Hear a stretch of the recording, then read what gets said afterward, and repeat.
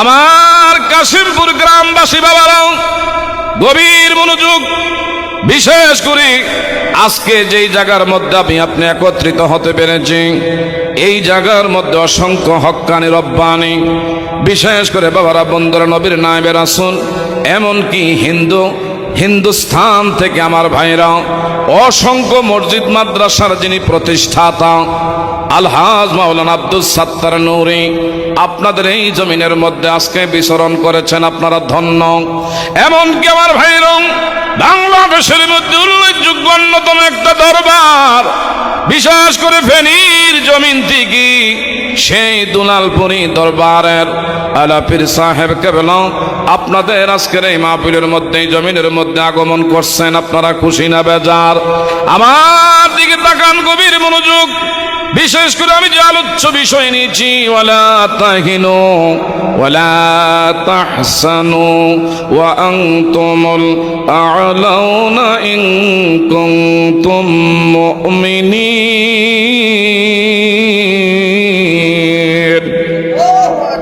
আমার ভাইরা, যদি সত্যিকার অর্থে মোমেন হতে পারেন, সত্যিকার অর্থে যদি আমি আপনি মোমেন হতে পারি, তাহলে আমার আল্লাহর ওয়াদা, আল্লাহর পক্ষ থেকে মোমেনদের জন্য বিজয়ের মালা গলায় দিয়ে দিবে। কন্যা মারহাবা।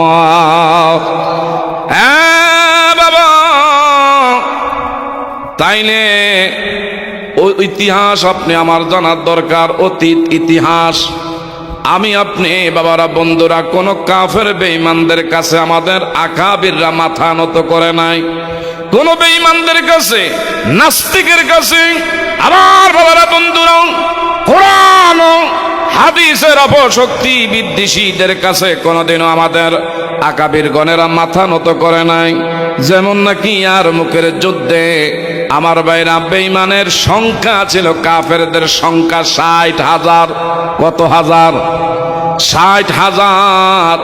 বাদশাহ হিরাক্লিয়াস, তখনকার দিনের আমার ভাইরা জালেম বাদশাহ, ইয়ার মুখের যুদ্ধে আমার ভাইরা সে হযরত আবু উবাইদা ইবনুল জাররাহ রাদিয়াল্লাহু তাআলা আনহু, ডানে বামে তাকান না বাবা, আমার দিকে তাকান।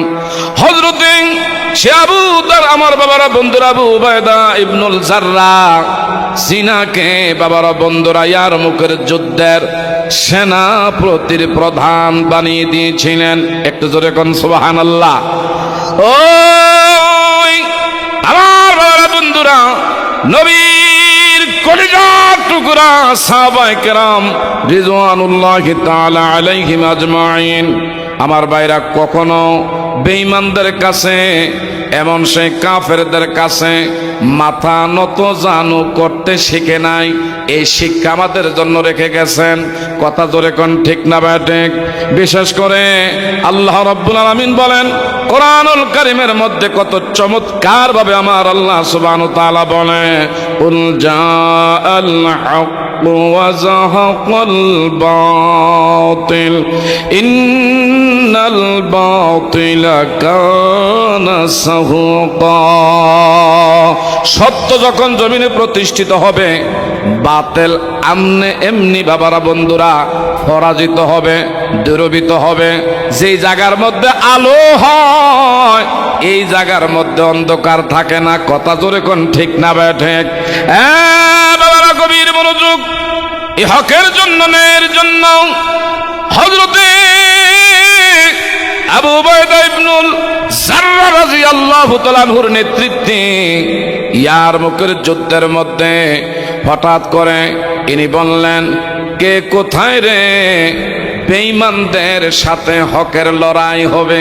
সুবহানাল্লাহ কোন আমার ভাইরা, ওনার নেতৃত্বে ফজরের নামাজের ইমামতির স্থানে ইনি দাঁড়িয়ে পড়লেন।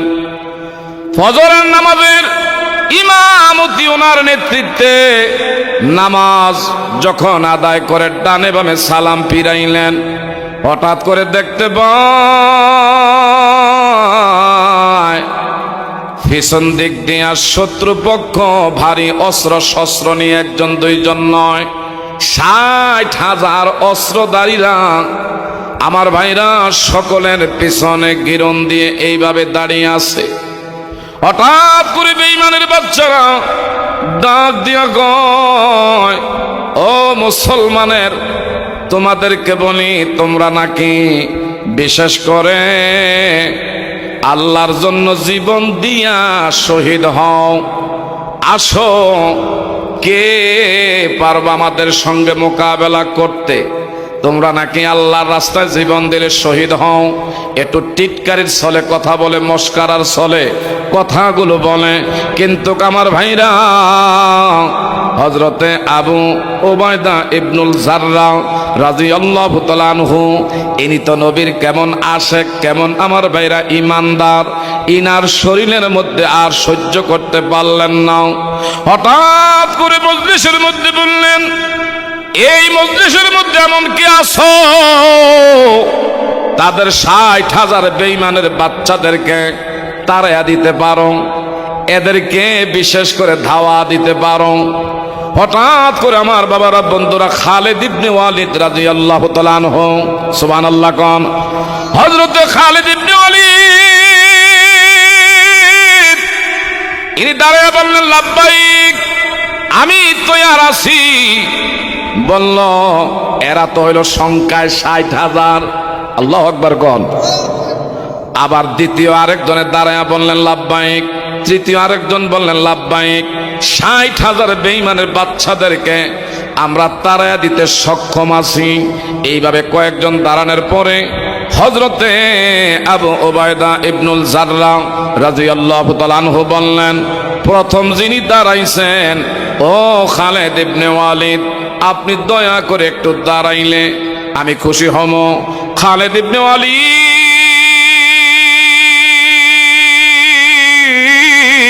একটা ডাক দেওয়ার, আল্লাহু আকবার।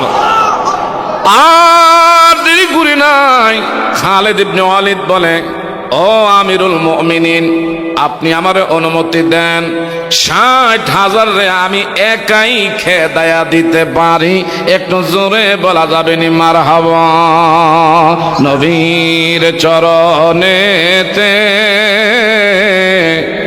সারা জীবন আমি থাকব ভালোবেসে, হৃদয় মাঝে ভালোবেসে নবীজিকে হৃদয় মাঝে ভরে রাখব। নবীর চরণেতে সারা জীবন আমি থাকব। বলেন, নবীর চরণেতে সারা জীবন আমি। কি আপনাকে কষ্ট হইতেছে নাকি বাবা? বাবা, গভীর মনোযোগ। বিশেষ করে যিকরুল আম্বিয়া মিনাল ইবাদাতি ওয়া যিকরুস সালিহিন কাফারা। নবীর নাতে রাসূল, নবীর শান যেই মজলিসের মধ্যে গাওয়া হয়, এটা আমার ভাইরা সওয়াবের দ্বারা বর্ধিত করা হয়। ওয়া যিকরুস সালিহিন কাফারা, আমার বাবারা, বন্ধুরা, আর যেই জায়গায় আউলিয়া কেরামদের শানে আলোচনা করা হয়, আমার আপনার গুনাহ মাফির কাফারা আদায় হয়ে যায়। কত বড় দামি একটা মজলিস! ফিরে কামেল মুফাসসিরে কোরআন শাহ সুফি হযরত মাওলানা ফজলুর রহমান পীর সাহেব হুজুরের স্মরণে আজকের মাহফিল। আপনারা বড় ভাগ্যবান। একটু দয়া করে বলবেন না আলহামদুলিল্লাহ? তাইলে বলেন তো, কাফের বেঈমানের সংখ্যা কত? আরো জোরে। আর হযরতে খালিদ, আমার ভাইরা, বন্ধুরা, খালিদ ইবনে ওয়ালিদ ইনি বললেন, আমি একাই তাদেরকে তাড়াইয়া দিতে পারি। হঠাৎ করে সে হযরতে আবু উবাইদা ইবনুল জাররাহ রাদিয়াল্লাহু তাআলা আনহু বললেন, ও খালিদ, তুমি একা যাইও না, তোমার সাথে আরো 59 জন আমি আমার দলের, বিশেষ করে কাফেলার মুজাহিদ, তাদেরকে তোমার নিকট আমি দিয়ে দিচ্ছি। ইনি সহকারে 60 জন, আর কাফের সংখ্যা হইল 60,000। তাইলে এক একজনের ভাগে কয় হাজার কইরা পড়ে? 1000। মুসলমানের সংখ্যা মাত্র 60 জন, আর কাফের বেঈমানের সংখ্যা 60,000। হযরত আবু উবাইদা ইবনুল জাররাহ বলল, যাও, তোমার হাতের মধ্যে আমি দায়িত্ব দিয়ে দিলাম। আর দেরি করে না, ইয়ারমুকের ময়দানে কাফের বেঈমানদের এমন 60,000-এর ভিড়ের মধ্যে উনি ওনার ব্যবহারের এমন সেই ঘোড়ার বৃষ্টি সওয়ার হইয়া ময়দানের ভিতরে চলে গেলেন। আমার ভাইয়ের, ওনার ঘোড়ার সেই পদধ্বনিটি, ঘোড়ার পায়ের পদম এমন সে আঘাতে ধুলো বালি গুলো এমন ভাবে উঠতে শুরু করলো, বেঈমানের বাচ্চারা এরা চোখে মুখে আর পথ দেখতে পায় না। পুরা ইয়ারমুকের ময়দানটা ধুলা বালির দ্বারা এমন একটা অবস্থার সৃষ্টি হয়েছে, কে মরে আর কে বাঁচে কোনো দেখার কোনো ক্ষমতা রাখে না। আমার ভাইরা, এমন একটা অবস্থা হযরতে খালিদ ইবনে ওয়ালিদ আমার বাবারা বন্ধুরা একাই করলেন। একটু জোরে জোরে বলা যাবে না মারহাবা, লা ইলাহা, জয় লা জোরে লা ইলাহা। বাজান কত সুন্দর মাদিনা, হায় হায় কত সুন্দর মাদিনা, যার নাই কোনো তুলনা। তোমরা বুঝিও কেন বুঝো না, ঈমান শাহে মাদিনা, লা ইলাহা।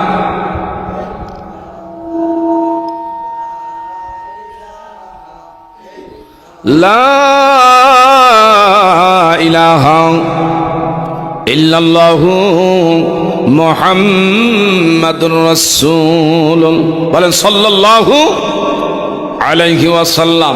আমার বাবারা বন্ধুরা, আমরা মানলাম লা ইলাহা ইল্লাল্লাহ মুহাম্মাদুর রাসূলুল্লাহ, মানলাম না, কোনোদিনও ঈমানদার হইতে পারবো?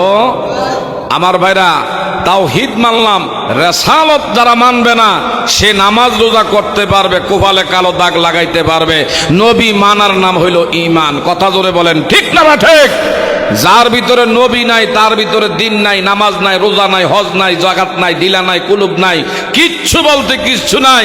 যা কিছু করবেন আমার নবীর অনুসরণ করে করা লাগবে। নামাজ পড়তে গেলে নবী লাগবে, রোজা রাখতে গেলে নবী লাগবে, যাকাত দিতে গেলে নবী লাগবে। আমার কথা, আমার বাবারা বন্ধুরা, এমনকি ঢিলা কুলুব যা কিছু আছে সব কিছু আমার নবীজির সুন্নাত তরিকায় করতে হবে। তাইলে নবী বাদ দিয়া কোনোদিনও আল্লাহ মানা যায় না। কথা বলেন, ঠিক না বেটি? এমনি ভাবা যাইব? একদল তো আছে নবীরে মাইনাস করে দিতে চায়, নবীরে মাইনাস করে দিয়া আল্লাহ আল্লাহ করণ যাইব। এটা কোনোদিনও আমার আল্লাহরে খুশি করা যাবে। কাফের বেঈমানরা তারাও তাদের একজন বাবারা বন্ধুরা প্রভু, এটা তারা মানে। কি বলেন, কথা ঠিক না বে ঠিক? ইয়াহুদি, নাসারা, খ্রিস্টান, বৌদ্ধ, যত জাতি দেখেন এরা কিন্তু তাদের একজন প্রভু, এটা অবশ্যই তারা মানে, কিন্তু আমার নবী মানে না, যার কারণে ঈমানদার হতে পারে।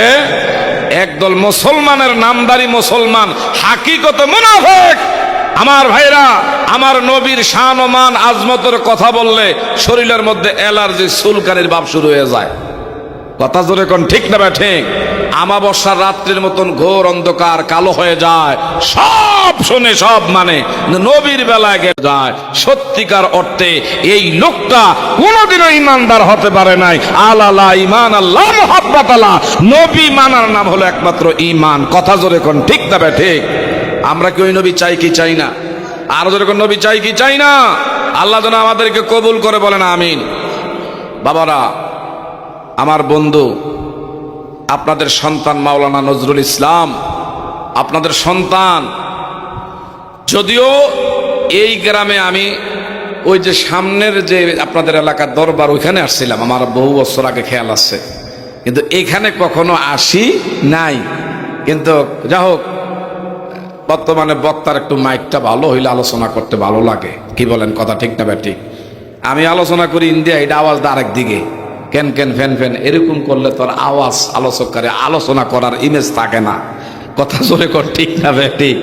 যা হোক, তারপরও দীর্ঘ সময় আমি আলোচনা করব না, সংক্ষেপে আলোচনা করে আপনাদের কাছ থেকে বিদায় আরজ করে ইনশাল্লাহ আমি চলে যাব।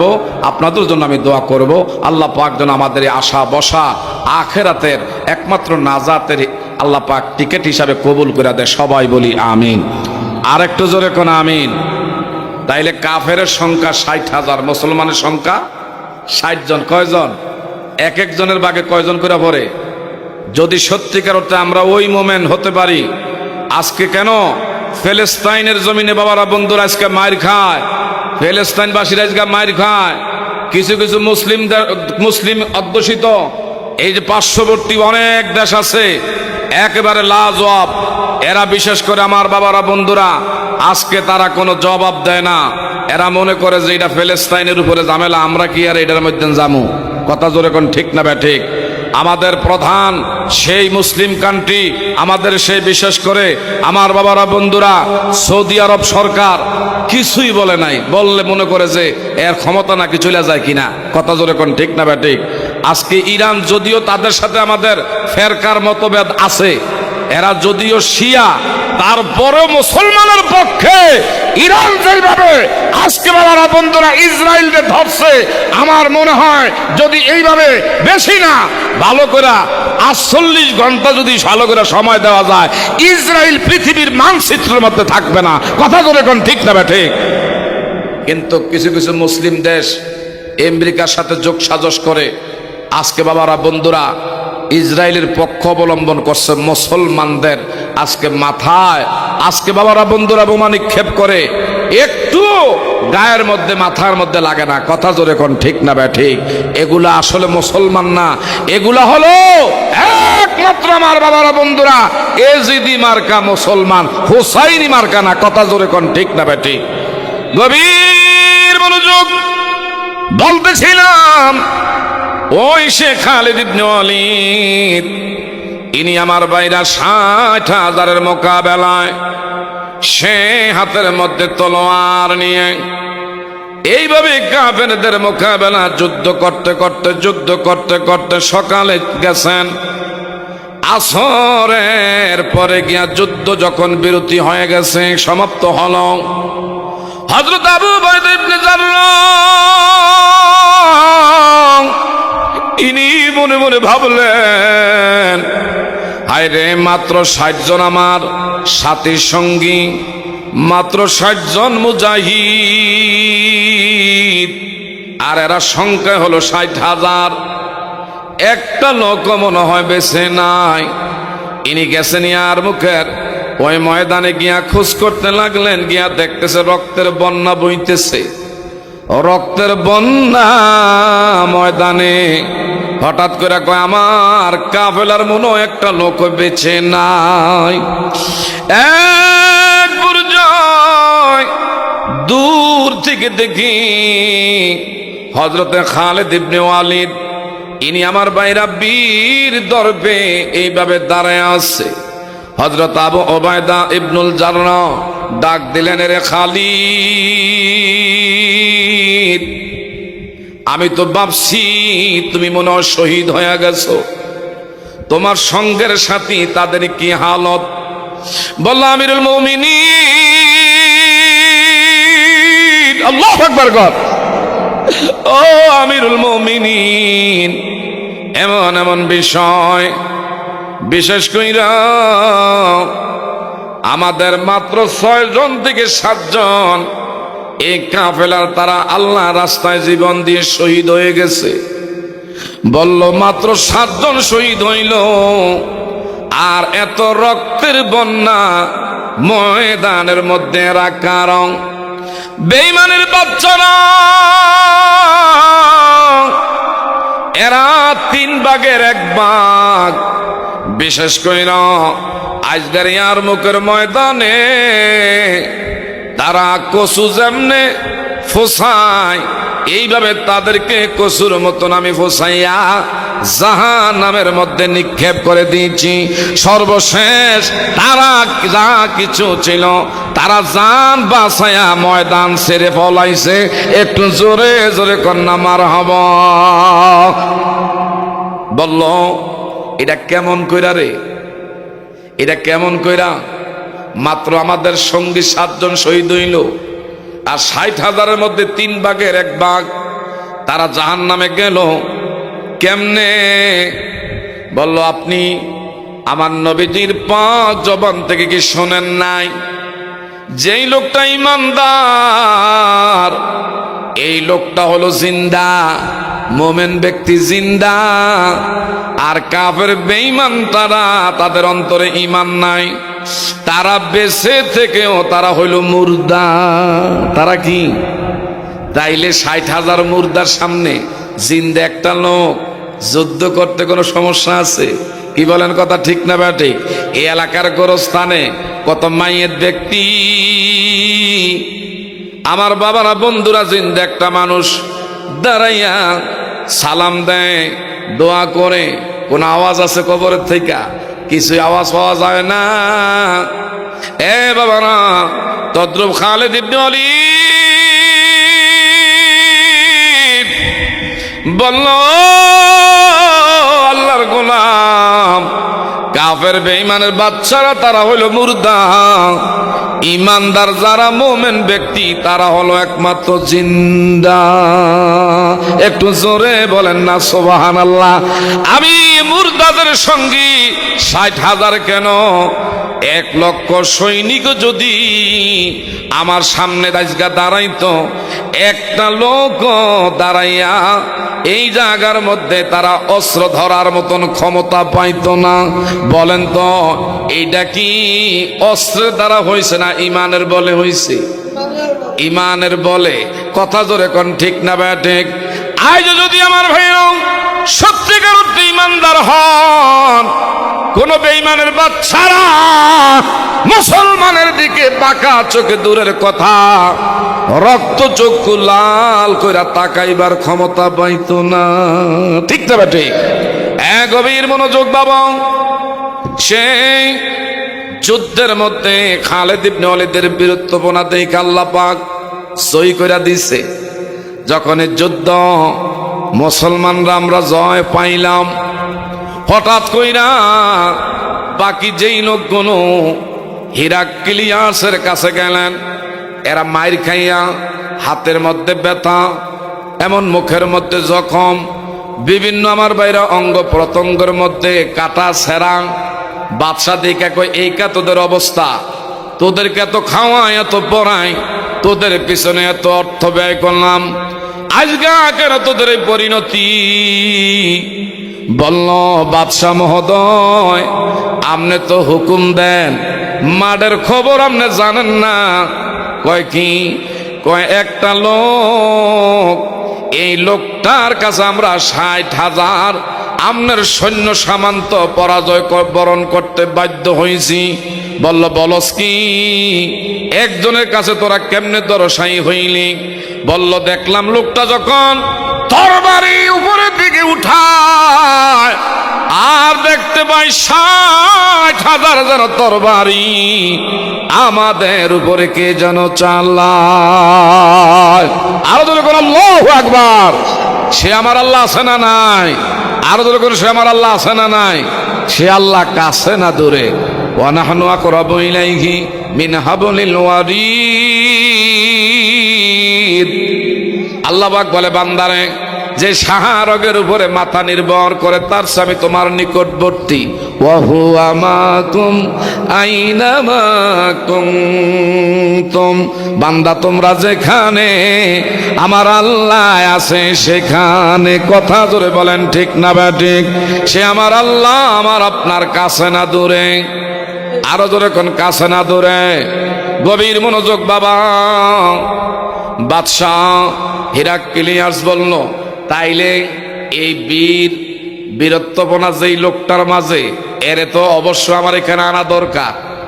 যাও, তোমাদেরকে আমি পাঠাইলাম সৈন্য সামন্তর মাধ্যমে, বলবা একটা সন্ধি চুক্তি করা লাগবে, এর মাধ্যমে আমার এখানে যেন আসে। হঠাৎ করে আমার ভাইরা বাদশার পক্ষ থেকে কিছু গোয়েন্দা সোজা চলে আসছে খালিদ ইবনে ওয়ালিদের কাছে। এসে কথা বললো যে তোমাদের মধ্যে খালিদ ইবনে ওলীদ কে? হঠাৎ করে সবাই দেখাইলো উনি খালিদ ইবনে ওলীদ, ওনার সাথে একটু গোপনে কথা আছে। হঠাৎ কইরা সে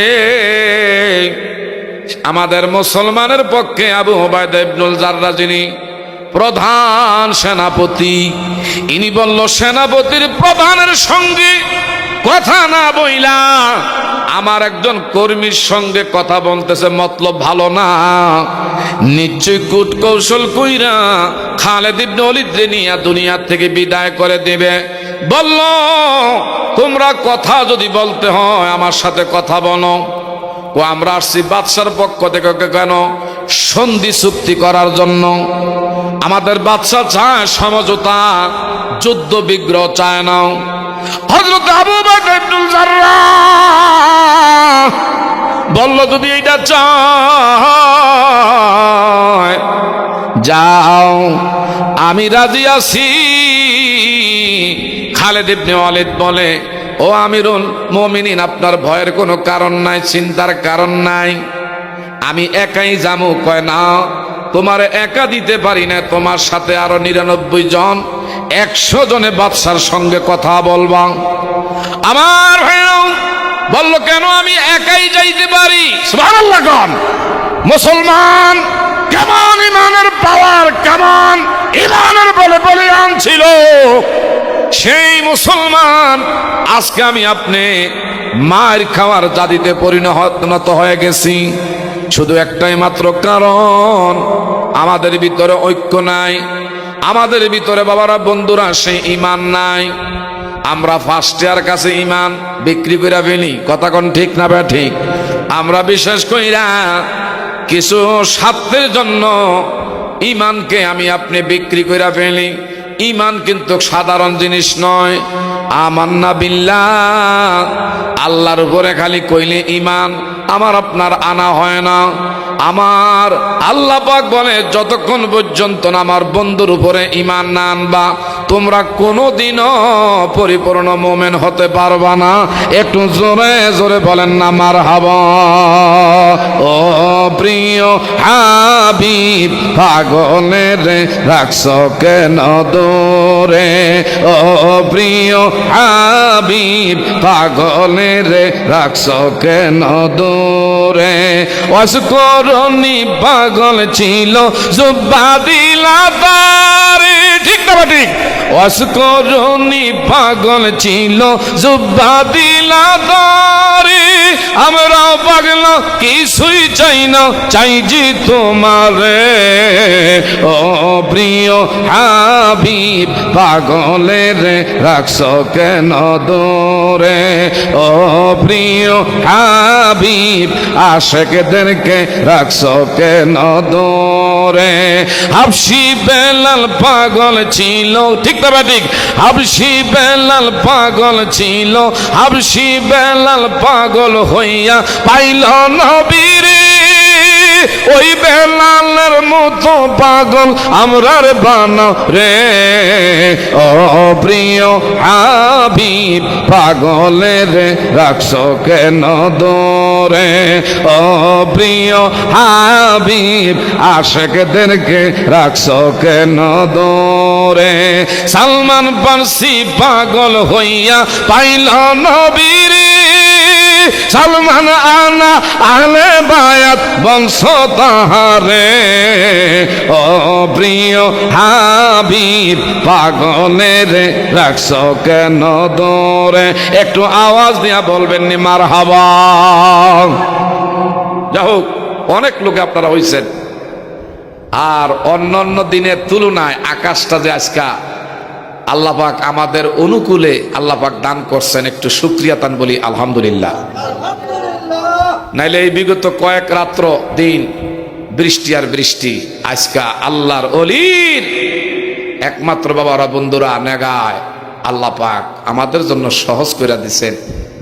যদিও লোকজন অনেক হইছেন কিন্তু আওয়াজ বহু দূরে যাচ্ছে। কথা জোরে কোন ঠিক না বেঠি? অনেক দূরে যাচ্ছে। আল্লাহ পাক যেন আমাদের এই মাহফিলটা হাসরের ময়দানে নাজাতের উসিলা বানায়, বলেন আমিন। তাইলে সন্ধি চুক্তির জন্য গেছেন, একাই যাইতে চায়, কিন্তু হযরত আবু উবাইদা ইবনে জাররাহ বলল একা যাইতে পারবে না, 100 জন গেলেন। বাদশাহ করছে কি, গেটের সামনে ওনার যে রাজপ্রাসাদ, প্রাসাদের ভিতরে ঢুকতে হলে রাজকীয় ভাবে একটা গেট করছে। কি করছে? এটা জোরে কর, কি করছে? গেট, গেট বানাইছে। খালিদ ইবনে ওয়ালিদ তো করছে কি, এই গেটটা করছে নিচু। ঢুকতে হইলে, রাজপ্রাসাদের ভিতরে প্রবেশ করতে হইলে মাথা ঝুঁকাইয়া ভিতরে যাওয়া লাগবে। খালিদ ইবনে ওয়ালিদ বলে নিশ্চয়ই এটার ভিতরে কোনো ষড়যন্ত্র আছে, যে মুসলমান বেঈমানের কাছে মাথা নত করে প্রবেশ করে, এটা আজীবন তারা খোটা দিবে না, এইভাবে আমি ভিতরে ঢুকবো না। বলল এই ভিতরে আমার নিতে হলে আগে এই গেট ভাঙতে হবে। আল্লাহু আকবার। এই গেট ভাঙতে হবে। ভিতরের থেকে একজন দুইজন নয়, 3 লক্ষ বেঈমানের বাচ্চারা অস্ত্র শস্ত্র নিয়া বাদশার রাজপ্রাসাদের চতুর্দিক দিয়া 3 লক্ষ বেঈমানের বাচ্চারা অস্ত্র নিয়া দাঁড়িয়ে আছে। আর ভিতরে আছে আরো 1 লক্ষ সৈন্য। হিরাক্লিয়াসের সেই ভিতরে হইল আরো 1 লক্ষ, বাইরে হইল 3 লক্ষ, 4 লক্ষ সৈন্য। আর এই জায়গার মধ্যে গিয়া বলে খালিদ ইবনে ওয়ালিদ, তাড়াতাড়ি করে গেটটা ভাঙ্গো, যদি তোমরা না ভাঙ্গো আমারে ভাঙতে বাধ্য করো না। আল্লাহু আকবার। যখন উনি উত্তেজিত হয়ে যাচ্ছে, বাদশাহ ভিতরের রাজ, উনি ওনার প্রাসাদ থেকে বের হয়ে এত চিল্লা হাল্লার শোরগোলের আওয়াজ কেন? কি হয়েছে এই জায়গায়? এত কেন চিল্লা হাল্লা? বলল এমন এমন বিষয় বাদশাহ মহোদয়, এই খালিদ ইবনে ওয়ালিদ ইনি কয় গেটটা নিচু, মাথা নত কইরা নিচু কইরা ঢুকতে পারবে না, এটা ভেঙ্গে ফেলার জন্য বলছেন। যদি আমরা না ভাঙ্গি এর অবস্থা ভালো না, গরম হয়ে যাইতে আছে। নিজের হাতে গেটটা ইনি ভেঙ্গে ফেলবেন। বাদশাহ কয় দেরি করিস না, দেরি করিস না, তাড়াতাড়ি করে গেটটা ভেঙ্গে ফেল। গেটটা ভেঙ্গে ফেললেন। আর দেরি করে নাই, বাদশাহ তার যেই আসন আছে আসনের মধ্যে বসছে, পাশেই দৌড়াইয়া হযরতে খালিদ ইবনে ওয়ালিদ বাদশার পাশে গিয়া বৈশা গেছে। বাদশার পাশে গিয়া খালিদ ইবনে ওয়ালিদ বৈশা কয়, কি জন্য, কি চুক্তি করার জন্য, সন্ধি করার জন্য আমারে আনছেন বলেন। হঠাৎ করে বাদশা বলল, কেন রে, আমার 60,000 সৈন্য সামন্তরে একা তুমি ধাওয়া দিয়া 3 ভাগের 1 ভাগরে খতম করে ফেলছো, কেমনে তুমি করছো জানার জন্য আসছি। ওইগুলা জানতে হইলে আগে আপনার কাছে আমার শর্ত। কয় কি শর্ত? আমার শর্ত হইল আপনি দয়া করে তওবা করে আগে কালিমাটা পড়েন, তারপরে আপনার শর্ত মানতে রাজি। একটু জোরে বলবেন নি মারহাবা। এরা হলো ইমানদার। কথা বলেন ঠিক না বেঠে? হযরত খালিদ ইবনে ওয়ালিদ বললেন, আপনার সাথে শর্ত যদি মানতে হয় আগে আমার শর্ত আপনি রাখবেন। কয় কি? আগে দয়া করে আপনি কালিমা পড়েন। কয় কস কি? কয় যদি আপনি কালিমা না পড়েন আপনার কোনো কথা আমি শুনতে রাজি না। 2 নম্বরে আপনার আমি শর্ত দেই, এটা মুসলমানের দেশ, মুসলমানের ভূখণ্ডে আপনি যদি বাদশাহী করতে চান, রাজত্ব করতে চান, মুসলমানদেরকে ট্যাক্স দেওয়া লাগবে। আল্লাহু আকবার কোন। 2-3 নাম্বার, কোন গায়রুল্লাহর কাছে মানুষ হিসাবে মাথা নত করতে পারবে না। সবগুলো মূর্তি ভেঙ্গে গুড়িয়ে মাটির সাথে একবার আমি নিষ্কাশন করে আপনার মাধ্যমে চাই আপনি করবেন কি করবেন না। এরা হইল ইমানদার। আর আমরা মাঝে মধ্যে বাবারা সকালে কই এক কথা, সন্ধ্যায় কই আরেক কথা, সকাল থেকে সন্ধ্যা পর্যন্ত পাইকারি দরে মিথ্যা কথা বলি। এই ধরনের কিছু মুসলমান আছে না নাই? আরো জোরে কোন আছে না নাই? বাবা, খালিদ খালেদ ইবনে ওলীদ যখন বললেন যে আপনি আমার শর্ত আগে মানেন, তারপরে আপনার সাথে কথা বলবো, আর না হয় আমার হাতে দেখছেননি ভারী তলোয়ার, আল্লাহু আকবার কর, এই তলোয়ারটা দেখছেননি, বাদশা কয়ে রাখো, তুমি কেমন এমন করতেছো কেন, তুমি কার এখানে আইসা কারে ধমক দাও, এইটা আমার রাজ দরবার, এই জায়গার মধ্যে 1 লক্ষ সৈন্য আছে, বাইরে আছে আরো 3 লাখ, তোমারে যদি তারা একটু করে সিমটি মারে তোমার গোস্ত পাওয়া যাবে না। কয় আমি জানি আমনে 3 লাখ আর 3 কোটি সৈন্য আছে, এটা আমার দেখার বিষয় না। কারণ কি, আমারে যদি মারতে আসে আগে আমনের দেহের থেকে আমি আগে মাথা নামে এলাম, কারণ আমনের কাছে আমি, আমনের মারার পরে আমার যেটা মন সেটা করুক, এটা আমার দেখার বিষয় না। একটু জোরে বলবেন নি মারহাবা। বাদশাহ বলল, হায়রে দেখছনি তার ভিতরে কি এমন ইমানের স্পিরিট, কেমন ইমানের স্পৃহা, কেমন ইমানের তেজ, কেমন ইমানের পাওয়ার। আর দেরি করে না, বলল যাও যাও, আমি বুঝতে পারছি মুসলমান অস্ত্রের উপরে নির্ভরশীল না, মুসলমান একমাত্র টাকার উপরে নির্ভরশীল না, মুসলমান জনবল মনোবলের উপরে বিশ্বাসী না, ইমানদার ব্যক্তি একমাত্র আমার আল্লাহ সুবহানাহু ওয়া তাআলার উপরে নির্ভরশীল। একটু জোরে বলেন না মারহাবা। আজ যদি আমি আপনি সেই ইমানের বাবারা বন্ধুরা সেই বলে বলিয়ান হতে পারি, খোদার কসম করে বলি মুসলমানদের দিকে কোন কাফের বেঈমানরা আমার বাবারা বন্ধুরা বোমা নিক্ষেপ দূরের কথা, টেরা চোখে বাঁকা চোখে তাকাইতে পারবে না। সবাই চিৎকার মেরে বলেন ঠিক না ঠিক? বাবা সর্বশেষ একটা কথা বলি, আমার আগে মাওলানা শফিউল্লাহ রহমানী জুলাই ফাজিল ডিগ্রি মাদ্রাসার যিনি বাবারা বন্ধুরা সহকারী অধ্যাপক, অত্যন্ত সুন্দর আলোচনা করছেন পিতামাতা নিয়া। এ বাবা আপনাদেরকে বলি, জানি না কে জানি বাবা হারাইছেন, কে জানি মা হারাইছেন, বাপমার মতন এমন নিয়ামত এই জীবনে আর কিছুই নাই। একমাত্র নিঃস্বার্থ দরদি মা বাবা, কথা জোরে কোন ঠিক না ভাই ঠিক? এই দুনিয়ার জমিনে আপনারে কেউ যদি ভালোবাসে নিশ্চয় স্বার্থের জন্য ভালোবাসবে, কিছু পাওয়ার আশা আপনারে ভালোবাসে। বন্ধু বন্ধুর পিছনে খাওয়ার আশায় ঘুরে, মাংনা কোনো বন্ধুর পিছনে বন্ধু খাওয়া বড় কঠিন, কিন্তু নিঃস্বার্থভাবে একমাত্র ভালো যদি বাসে মা বাবা বাসে। আল্লাহর ওলি একজন আমার ভাইরা জবর বিখ্যাত একজন আল্লাহর বুজুর্গ, যার নাম জাকারিয়া রহমতুল্লাহ আলাই।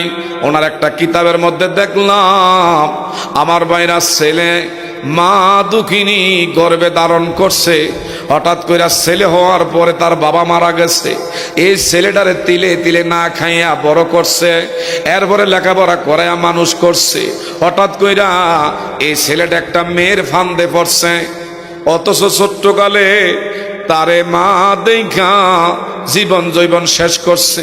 কত পুরুষ এই মহিলার পিছনে এমন বাবারা বন্ধুরা প্রস্তাব দিছে বিয়া করার জন্য, বলল আমি বিয়া বসতে পারি, কিন্তু আমার ছেলেটা কার মুখের দিকে তাকাইবি, আমার ছেলেটা এতিম হইয়া যাবে। এ কাশিমপুরের বাবারা এমনও সন্তান এই জায়গার মধ্যে আছেন, নিজের হাত দিয়া মারে কবরে নামাইছে। এমন সন্তান আছে নিজের জন্মদাতা পিতারি কান্দে কইরা কইরা কবরে নিছেন, এমন আছে না নাই? বাবা গভীর মনোযোগ।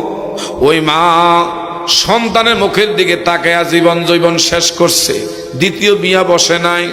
এই ছেলেটা একটা মেয়ের ফান্দে পইরা, বড় লোকের মেয়ে, মেয়েটার ফান্দে পইরা এই মেয়েটারে গ্রহণ করছে। গ্রহণ করার পরে বিয়া কইরা ফেলছে। এখন গড় জামাই হিসাবে বাড়িতে থাকে, অর্থাৎ শ্বশুর বাড়িতে থাকে। যেই মা না খায়া খাওয়াইলো, যেই মা রক্তরে পানি কইরা মানুষের বাড়িতে বান্দি কাইটা দাসী কাইটা লেখাপড়া করাইলো, এই মারে একবারও জানায় না যে মা আমি বিয়া করছি, আমি বিয়া করবো, একবারও জানায় না। কিন্তু মা খুঁজে কারে, যেদিন এই ছেলে মারে না জানাইও মেয়ের ফান্দে বইর এই মেয়েটার বিয়া করছে। ওই দিন থেকে মার ঘুম হারাম হয়ে গেছে। আরে আমার ছেলেটা নিশ্চয় কোনো বিপদের মধ্যে পড়ছে। আমার ভাইরাও, দুনিয়ার কেউ যদি নাও জানে, সন্তানের অন্তরের বাবারা বন্ধুরা একমাত্র খবরটা বাতাসের গতির আগে আগে মা বাবার কাছে আল্লাহ পৌঁছায়া দেয়। কথা জোরে করেন, বলেন ঠিক না ঠিক? গভীর মনোযোগ। এই সন্তানটা